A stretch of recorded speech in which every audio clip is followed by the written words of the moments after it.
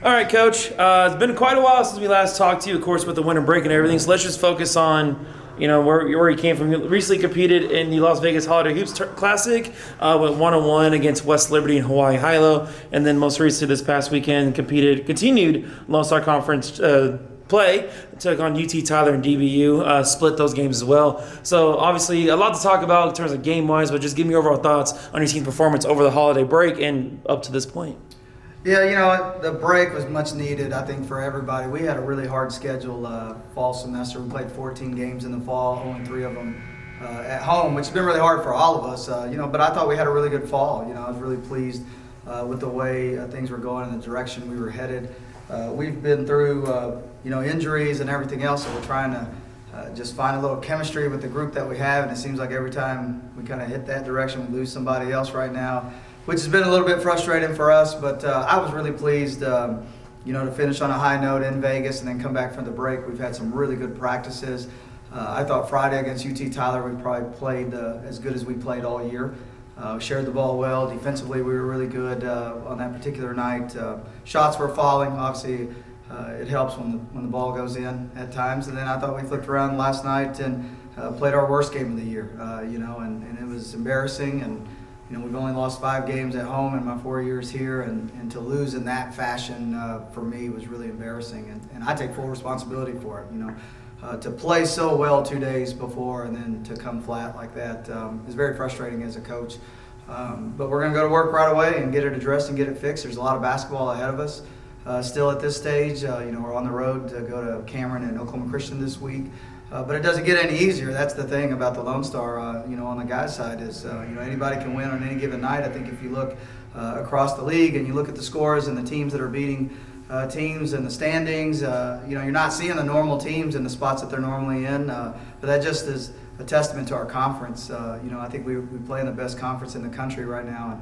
And top to bottom, it's really good. Anybody can beat anybody in any place, it looks like this year. And so, not the start that I think we particularly wanted in league play, but I think, for us, take it a game at a time and you're right back in the thing. So, it's a huge week for us as a basketball team. That's the thing I can tell you. And it's this next one's very important for us.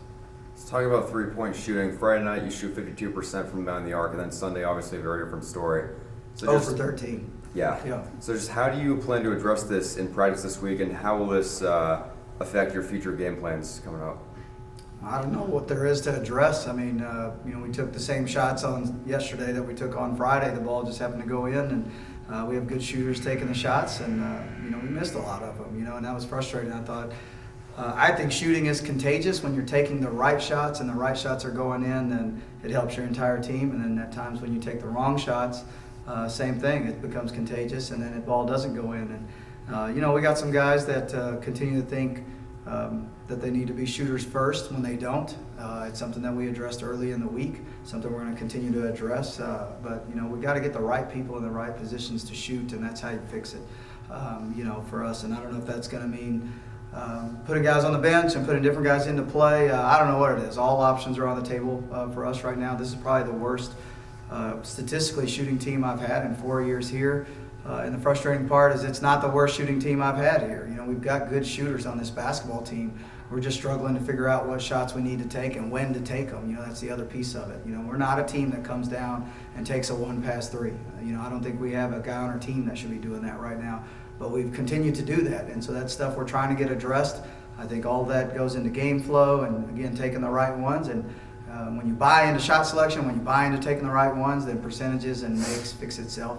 And so, that's what we're going to continue to work on this week, and hopefully we can be better. And you've pretty much touched on it already, but following a great start this season, you've been in a bit of a rough patch lately, going 2-2 in your last 4 games. Just what's the biggest takeaway you've had in recent games, and how you guys overcome this? Well, we're playing better teams. I mean, just let's be honest, look at the schedule. I mean, the teams that we've beat up to this point, I think maybe 2 of them have a winning record at this stage. I've done a deep dive into it. I'm on our regional RAC committee, so I pay attention to the numbers. We thought we had some really good wins early, but as you followed their seasons, they haven't won games, so it may look like a good win early, but when you start looking at it later in the year, it's not as good a win. West Liberty, nationally ranked, they're really good, didn't beat them. Lubbock Christian nationally ranked on the road. We're down 3 minutes to go, couldn't finish it. Then played Dallas Baptist, who's on the verge of being nationally ranked again. And for me, the frustrating part right now is the teams that are really good in this league and across the country that we've played, we have not beat. We beat the teams right now. If you look record-wise, on paper you would say we're supposed to beat, but we haven't beat the teams that have been really good. And so, we're trying to figure that out ourselves, because I had people telling me today, you guys are 11-5, that's a great record, and I don't agree with that right now. I'm going to try to win every possession. That's always my goal, and as a coach, and I don't care, when we're talking games, we're talking possessions first, and if you don't win the possessions, you can't win the games. And I'm not happy to be 11-5 right now. We're 2-3 in conference. It's the worst start I've had in 4 years here at Angelo State. These are the things we should be writing and talking about right now. That's the worst loss I've taken in my career last night. And we got to live with that. But here's the thing, if we got to live with it, then we got to be the people to go in and fix it. And that's our goal as a coaching staff right now. Get our guys back in the gym and fix it. I give credit to Coach Ellis and her team. And I've talked to her a lot. She's not happy with where her team's at, and they're in the gym first thing in the morning getting things addressed and getting things fixed to get back on track. And that's it. At the end of the day, that's what we're all trying to do, is get our kids to do the things that we're asking, do it at a very high level, and do it together. And when you find that chemistry, it leads to success right now. And ours has been very finicky, it feels like at times. I thought Thursday bench energy is great. We had 0 issues the entire game. We shared the ball, we moved the ball, we defended the ball, we did all those things, and then we faced some adversity yesterday, and I didn't think we responded in the right way. And that's a sign of front runners. And do I think that's what we have? No, but in that moment, that's what we were. And so that's, so how can we overcome that adversity and be better the next time we face it? And so, we could sit here and talk about it all day, but the only thing that we can do to help fix it is, watch tape with our guys, get them in practice, put them in position the next game to be better well prepared when we face the things that we're facing right now. We got an opportunity to do that this weekend. You got 2 road games. What's the overall preview and game plan for just to get back on track? For us right now, road or home doesn't matter. We got to get back to being ourselves and playing better. And it starts with effort. My teams have always here been hard playing teams. I've never gone through very many games where I say the other team out efforted our team, but I did feel like that yesterday for whatever reason. And I give Dallas Baptist all the credit for that. They were in your face with their press, everything else. But we got to figure out how to be the hardest playing team on the floor, for us to have success. And that doesn't matter if we're here or away at the end of the day. If we're not going to compete at the highest level, we're not going to give ourselves a chance to win anywhere we play right now. So first thing we're going to get addressed is that, and finding 5 guys on the floor that'll give us everything that they have, because that's what's going to put us in position to be the best right now that we can be. And that's all we're trying to be, is the best versions of ourselves. And we had another kid go down with an injury last night in the first half, so we're shorthanded right now. But to me, that's never been an excuse. We built this team to survive some of this stuff. This team's got depth and things like that. The hard part is roles have continued to change. When you ask a kid to be a backup and then you're throwing him into a starting role and you need more production out of that kid when he's already bought into a different kind of role, and then you put him back in the original role, and these role definitions become so much more important down the stretch. But the hard thing is ours are continuing to change night in and night out based on who's available right now. And so, I don't know if we're getting any guys back anytime soon right now. So right now it's, hey, here's the team we have for this week. Let's figure it out with the team that we have this week and try to put our best foot forward. Coach, looking at that matchup with DVU, obviously you already mentioned it a little bit, and you may have already answered my question, but I'm still going to ask it. Faced a lot of high press, a lot of full court press from that DVU team. Do you think it was more of just from an individual player issue when it comes to just the mistakes and kind of the reason why he had such a large loss? Or do you think it was more of just they were able to have just a better scheme for your offense? That's a great question. We saw this exact same style in Las Vegas when we played West Liberty, they're one of the originators of the scheme that we saw last night, and I thought we handled it much better in Las Vegas than we did at home, and so that's a little bit that was frustrating for me, is we'd already seen it. So it's not like we walked in and we were surprised that we were going to get pressed. We knew we were going to get pressed from the tip. Part of the problem for us was our backcourt. Our guard play was not great handling it. We had 15 turnovers at halftime. And it's a 35-19 game, and you're talking about Dallas Baptist team who averages well over 90 a game.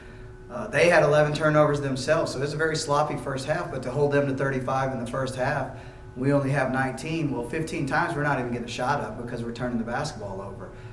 We had 7 turnovers from one of our point guards at halftime alone. And so, for us, just the careless mistakes, and to me, I put it all back to effort more than anything else, and focus and effort, because I thought we were lackadaisical. I didn't think our warm-up was good.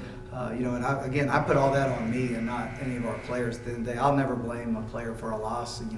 We could have done probably a better job of preparing them, is the thing I'm going to always say, and I'll take full responsibility for any time one of my teams lose, and it's going to be the way I'm always going to be, because, hey, could we have done something better as coaches? Right now I'm going to say yes, and I'm challenging my entire staff to figure out how to not see that team again that we saw yesterday, because the team we saw yesterday is not going to win very many games, but the team that we saw Friday still has a chance to do something special in this league. And but that's the Dr. Jekyll, Mr. Hyde that we have on our hands right now, is, which team are we going to get? And, to go back to his question is, hey, well, Thursday, well, crap, I'd love to see Friday's team again on Thursday, when we go down and play Cameron. But again, right now, I don't know. These guys got to decide who they want to be. And, I got some seniors right now that, I'm asking, you got 2 months left in your career. Is this how you want to be and how we want this team to be right now? And to me, it starts with them. And if our seniors give us everything they got, then I think it trickles down to the rest of the guys. But, we've got some good play. And I know I'm really negative right now because I'm coming off of a loss. But,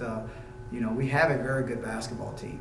For us, it's just finding consistency in what we need to be as a team right now. And I think everyone accepting roles and the roles that we're giving them right now, the quicker that happens, the more success we're going to find second semester. And then let's go back to this week now. Let's try to, of course, moving on from yesterday. I know you're more focused on yourself when it comes to effort and consistency, but what can we expect in those matchups against Cameron and Oklahoma Christian this week? Cameron got very good guard play. They got 2 of the best guards that we've seen up to this stage. They run a really high-octane offense. They're averaging over 80 a game. Beat Texas A&M International on the road on a game winner last night. So they're coming off a really big road win for their program. First-year coach, Nate Kennedy. I've known him for a long time. He worked for a very close friend of mine at Arkansas Tech. So we're very familiar with each other. And so, it's going to be a very tough game on the road because, they beat Lubbock Christian at home already. And, a team we couldn't beat. And so he's found some success at home already. But, we're going to have to do a good job of defending their dribble drive.